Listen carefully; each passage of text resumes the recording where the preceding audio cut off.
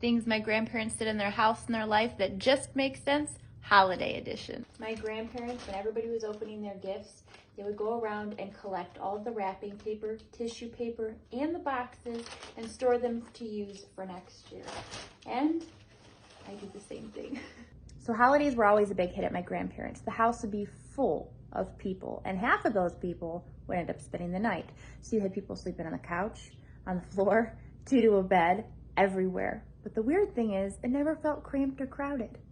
So depending on how big the family gathering was, we would either use disposable plates and silverware, or there would be 3 kids.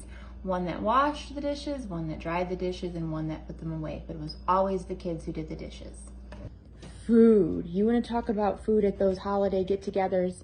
I've never seen so much food in my life, but the cool thing is, none of it went to waste.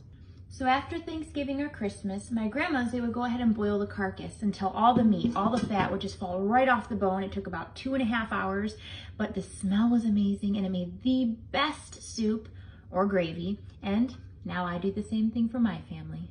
Save all of their takeout containers or any kind of containers, like their yogurt containers and things like that. And if they ever had company over where they wanted to possibly take home some leftovers, they would use those containers instead of sending them home with their good Tupperwares and good glassware.